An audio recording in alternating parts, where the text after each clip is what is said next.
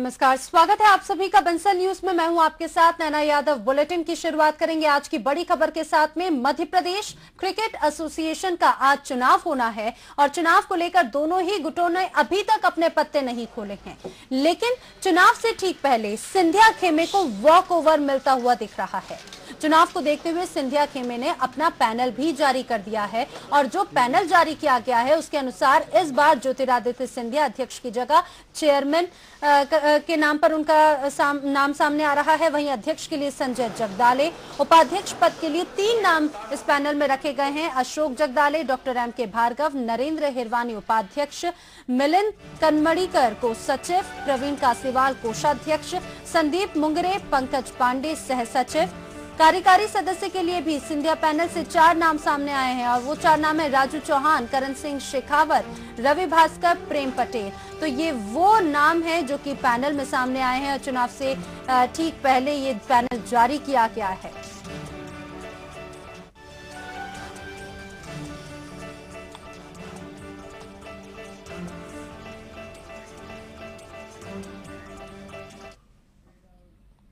और ज्यादा जानकारी के लिए सीधे रुक करेंगे हमारे इंदौर संवाददाता वसीम अहमद का। हमारे साथ सीधे इंदौर से जुड़ रहे हैं। वसीम, आज का दिन बेहद ही खास है क्योंकि एमपीसी का चुनाव आज होना है। अभी तक की अगर अपडेट की बात करें या फिर अभी क्या तस्वीर नजर आ रही है, किस तरह की तस्वीर अभी नजर आ रही है?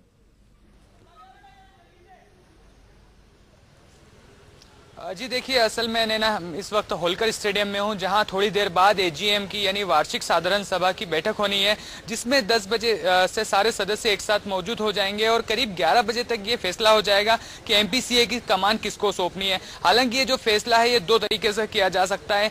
या जिस तरह से सिंधिया पैनल है उसने अपने नाम प्रस्तावित किए, संजय जगदाले को अध्यक्ष पद के लिए नॉमिनेट किया, तो यदि उस बात पर सहमति बनी, सारे सदस्यों ने कह दिया कि हाँ वो उन्हें अध्यक्ष चुनते हैं, तो उसके बाद उन्हें अध्यक्ष चुन लिया जाएगा और बाकी जो नाम प्रस्तावित है उन्हें अन्य कार्यकारिणी मैनेजिंग कमेटी में शामिल कर लिया जाएगा। लेकिन यदि जो नाम आने वाले हैं सिंधिया पैनल की तरफ से सामने आए हैं, इनके विपक्ष में कोई खड़ा होता है, यानी कि पिछली 2 बार से जिस तरह से मंत्री कैलाश विजयवर्गीय का गुट खड़ा हुआ था, यदि कोई खड़ा होता है तो शायद चुनाव की स्थिति बनेगी। और यदि चुनाव की स्थिति हुई तो 2 तरह से बातें होगी। एक, पहला दोपहर में यहाँ पर मतदान होगा और उसके बाद शाम में इसकी मतगणना होगी और देर रात तक घोषणा हो जाएगी।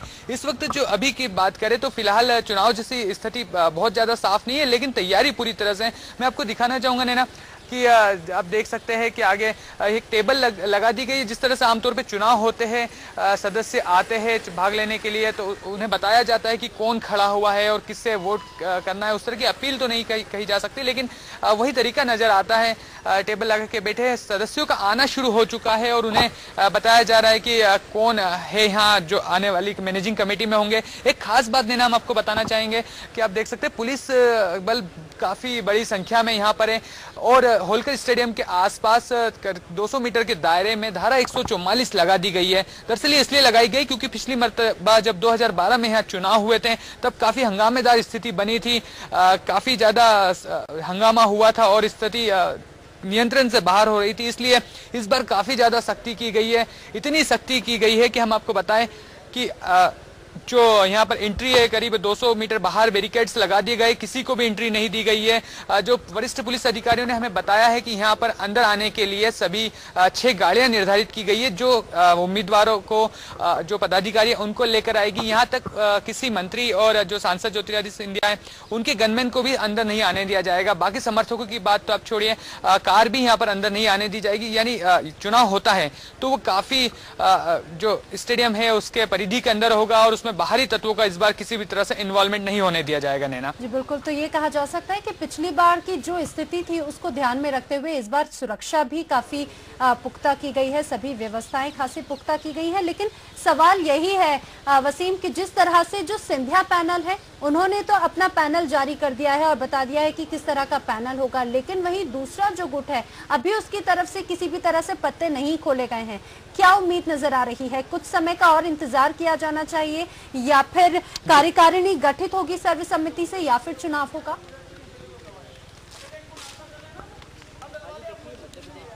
जी देखिए नैना, असल में इस बारे में देर रात तक के चर्चा चलती रही कि आखिर क्या होगा।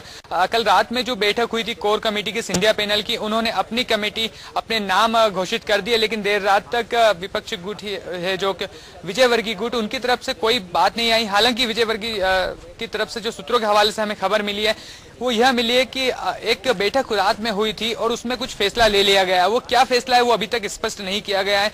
एजीएम की बैठक होगी सुबह 10 बजे, खुद मंत्री कैलाश विजय वर्गीय पहुंचेंगे, उनके खास समर्थक विधायक रमेश बिंदुला पहुंचेंगे और उनके पहुंचने के लिए उन्होंने जो विशेष कार्ड बनाए हैं, यानी अध्यक्ष के तौर पर वो नहीं शामिल हो सकते थे, इंदौर क्रिकेट एसोसिएशन के अध्यक्ष के तौर पर नहीं आ सकते थे।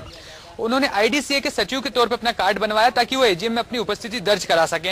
उनकी उपस्थिति दर्ज होने के बाद ही स्थिति स्पष्ट होगी कि वो क्या चाहते हैं। हालांकि खबर तो यह है कि शायद 2 सीटों की मांग रखी गई थी जिस पर सहमति बन सकती है। यदि संजय जगदाले अध्यक्ष बनते हैं तो शायद उन 2 सीटों को लेकर चुनाव की स्थिति बन जाए।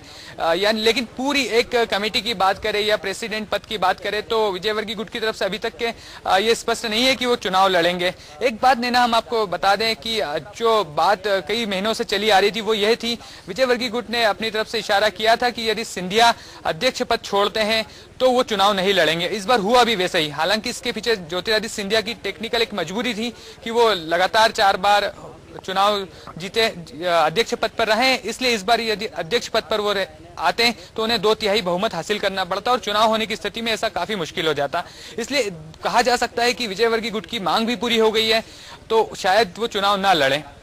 जी बिल्कुल, और आगे की क्या स्थिति होगी ये भी हम आपसे लगातार जानते रहेंगे। फिलहाल तमाम जानकारी के लिए वसीम आपका धन्यवाद। तो वसीम अहमद होलकर स्टेडियम से इंदौर के सीधे हमारे साथ जुड़े, जैसे उन्होंने बताया कि क्या इस समय की वहां पर स्थिति नजर आ रही है।